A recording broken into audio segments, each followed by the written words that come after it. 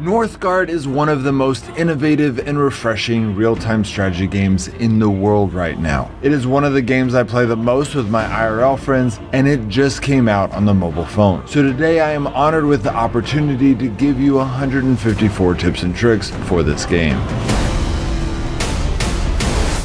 Let's start out with talking about how to set up a game. At the top, you will notice different colors. This is just the color of your clan and really just has to do with personal preference. Below that is choosing Northgard or Ragnarok. This tutorial is going to be about Northgard. If I do an advanced tutorial in the future, I may cover Ragnarok, but let's just say it is a different way to play this game. Below that, you will see world hostility. Unlike other real-time strategy games, a lot of your struggle in Northgard will be against the map itself. Most zones in the world are guarded by enemies like wolves and draugrs, and those enemies will even come out of their zone to attack you, which can really throw you off if you were not prepared for that. Also, once a year there will be a winter where your food production is reduced and the need for wood and food is increased, so if you're not prepared for that, your civilization will likely suffer. And then on top of all of that, once a year there is a natural disaster. Some of these are easy, like earthquake, which just makes your buildings burn and you have to repair them, rats, which take some of your surplus food and make some of your people sick, a kraken, which will destroy your ship if you don't keep it in for those few months while it is active. But some of them can be kind of difficult, like fallen sailors, which come attack you from the shore, and draugr portals, which if the world hostility is high, are going to require actual military to defeat them. And then the hardest one of all is often the blizzard, which is like a winter on steroids, consuming tons of wood and food, leaving any unprepared civilizations devastated. Then we get to the map type, which is mostly just personal preference, but there are a few variations to the RNG. For example, you might find more farmland in autumn than you would in permafrost, and it can also affect the likelihood of certain map specials, but I will get more into that in a more advanced video. Right now in Northgard Mobile, you can only choose a small or medium map, and that's honestly probably pretty good because a large or huge map can really bog down a computer if it is not a good enough computer. Because medium is the biggest map you can choose, 3 AI opponents is the highest number that you can go against, but again, it is a good thing because it will not bog down your phone. After that, you will see win conditions. I will be talking more about these at the end of the video, giving you tips on how to win each of these, but to give you a short rundown, domination means taking out the town halls of your opponents, which will cause their civilization to immediately collapse, eliminating them from the game. The wisdom victory is simply a race to whichever clan can get 8110 lore first. The trade victory includes building a lighthouse on your dock and shipping off your coins for commercial influence. The fame victory involves expanding your territories, upgrading your buildings, and building a hall of heroes. There are also a few other ways to get fame, and I'll talk more about that later on. And then the map special varies based on what other win conditions are available. Once you have your game set up, you're going to be able to choose your clan. The stag is the simplest clan, giving lots of extra resources throughout the game, and it is a great starting clan. It has a propensity towards a fame victory, but you could win any victory type. The goat is centered around getting lots and lots of food. And then once you build your relic, which I'm going to be talking about later, you can use that food to just buy villagers, which is something very unique about the goat clan. The wolf is a warrior clan, and not just a strong warrior clan, its buffs are centered around attacking and colonizing other people's territory. The raven clan is the ideal clan for exploring. Not only can you do all of the exploring that other clans can do, but your harbors will send out and explore the coastal regions of the island, allowing you to see enemy territories that normally would take a long time to be able to explore. And then late game, you can actually hire mercenaries to attack your enemy from those coastal regions, which if done well in a situation that can catch them off guard, can actually be an early win. The bear clan is all about surviving the winter. They have bonuses during the winter, both in the fact that the winter is not as harsh for them, but also instead of getting a penalty for attacking during the winter, they actually get a bonus. One of the things that I think is really important to know about the bear is that your armored bear is really cheap early game, allowing you to easily take over neutral zones early on in the game, which can have a very good effect in late game. You can't use your armored bear to attack people until you reach Jarl status, but it's still really nice to have for defense. The boar is one of my favorite clans in the computer version, but it has been nerfed a little bit on the mobile version. It is still one of the best clans in the game for a lore victory, both because of its unique healers, which can produce lore, and because of other bonuses, like territories giving extra population, no happiness penalty for level 1 housing, etc. Now in the computer version, you're able to buy territories that already have wolves or bears on it, and then those animals will actually defend your territory for you, which was absolutely amazing, and I guess that was too strong on the mobile phone. So those are the 6 clans that are already in the game, but 6 more are probably going to come soon. The Snake clan is designed to sabotage your enemy. It's not the best for a direct confrontation, but Signy, the champion of this clan, has a lot of ways of sabotaging your enemy, and they can run through neutral territory and not have to fight wolves. So it really gives a lot of options to be able to harass your enemy without taking any penalties yourself. The Dragon clan is kind of a chaotic clan because you can use your villagers to attack neutral zones, and there is no happiness or production penalty for being wounded. So you often have a bunch of injured units, which would be bad for other clans, but in this one it isn't. Then once you start building your army, your Dragonkin units are really strong. You can have fewer of them than other people can have their military units, but they've got a lot of hit points and a lot of damage. And then lastly, with the Dragonkin, you've got a bunch of thralls, which can be used as villagers. They're not as good as villagers, but they can, or you can sacrifice them for certain extra benefits. The Horse clan is one of my favorite clans from the computer version. You are given 2 champions, and more importantly, those champions can mine and forge for you, which frees up your villagers to do other more important tasks. The Kraken clan dominates the coastal regions with its huge benefits to those regions, but it also has large penalties if they try to branch outside of those areas. The Fisherman's Hut is also replaced by fisheries, which can collect fish on the ocean. Like the Dragon clan, it has some pretty big bonuses if you achieve some of its special abilities throughout the game. The Ox clan is centered around its really strong champion that gets stronger as you give him better gear throughout the game. You have to go find that gear, and sometimes that is in enemy territory, but he gets really strong. He also has a special skill that allows him to destroy buildings, which is pretty fun to use. And then finally, the Lynx has 2 lynxes that work together as a duo. This is one of my favorite clans in the game because these lynxes heal each other, they provide food when they're not being used, they serve as good tanks for your trackers, which is your unique ranged unit that replaces the axemen. And then one of the most fun things about this clan is that your champion, which is a little bit weaker than the other champions, can place a mythical lure where a bunch of extra wolves and bears come and attack and you have to kill them. Creates kind of a mini game within the game. Difficult to manage, but a lot of fun. Okay, so now that you've started the game, the first thing you want to do when you start the game is build a scout camp. While that is being built, I would recommend going ahead and building a house. As soon as the scout camp is finished, select 2 villagers and click on it to turn them into scouts. Select one and click on the nearest unexplored territory and then deselect it. Select the other one and send it to the furthest unexplored territory. As they finish exploring territories, it is more efficient to click on them and send them running to the next unexplored territory. Otherwise, they will just walk. But it is even more important to deselect them after sending them on that mission, because if you don't and click anywhere else on the map, you will take them away from their task. Once the 3 to 4 zones around your town hall are explored, you can then properly make decisions on what to do next. If there is a forest zone nearby, I would recommend putting your woodcutter's lodge there. Otherwise, I'd put it in your main hex. Wood is extremely important early game because it is the main cost for buildings. After that, you will want to look for zones that produce food. Food is important because it allows you to colonize new tiles. Each tile has a limit of buildings, so if you want to expand as a clan, you need to have lots of tiles. If you don't find a food zone, you should know that your villagers will produce food if left to their own. In fact, if you're running low on food, you may simply need to free up some of your villagers from their assigned tasks so that they can produce more food. However, food zones produce more food than your villagers can and should be utilized if found. Farms produce the most food during the year, but the least amount of food during the winter, whereas fishermen huts produce the same amount of food all year round. A hunter's lodge is somewhere in between those two.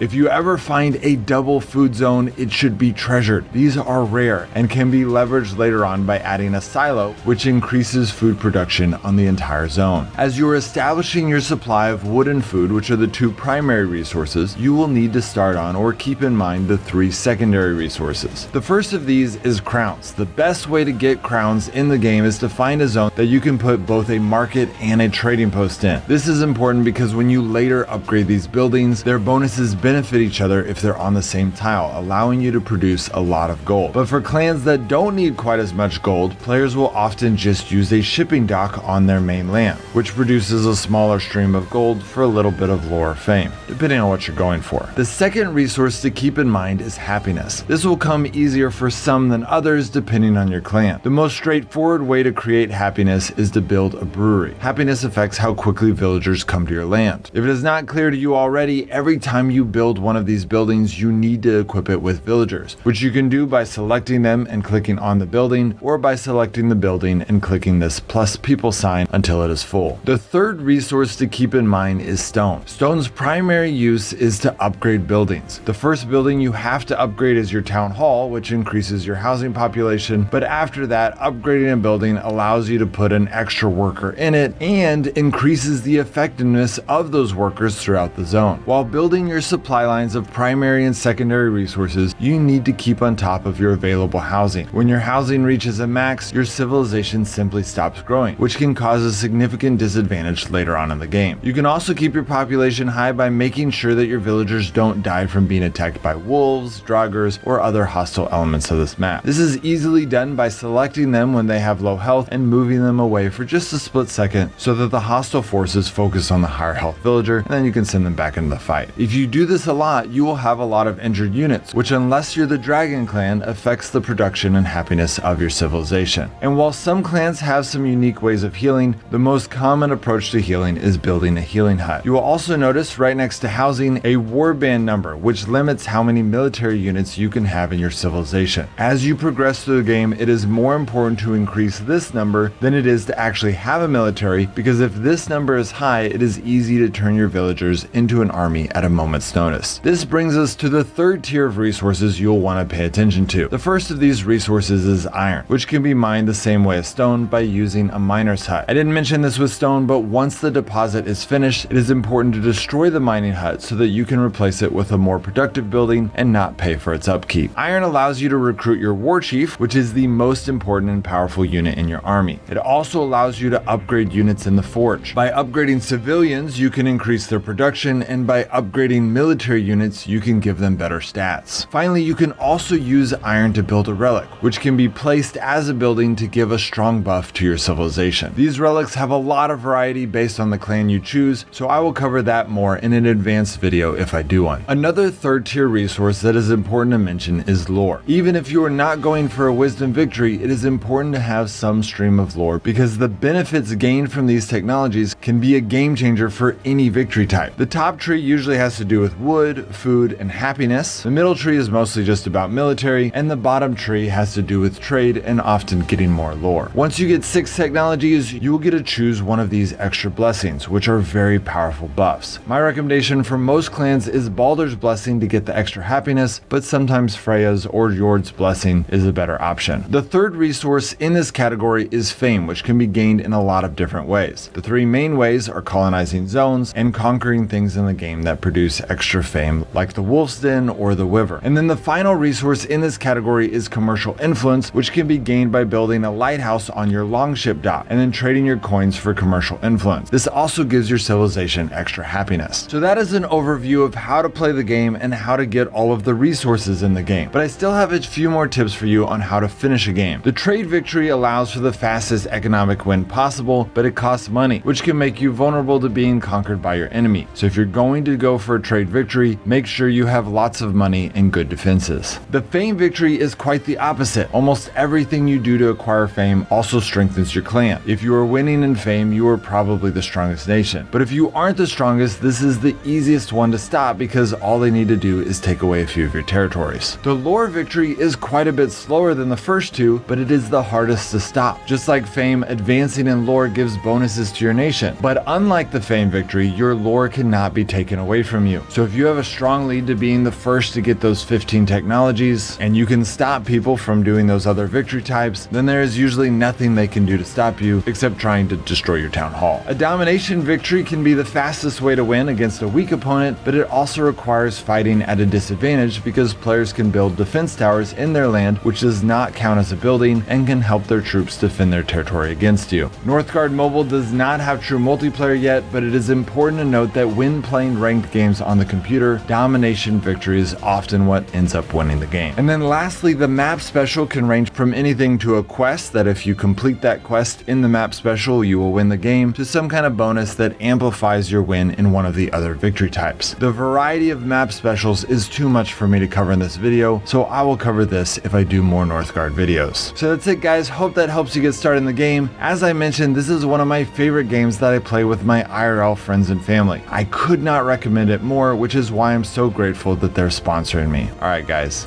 I'll see you next time.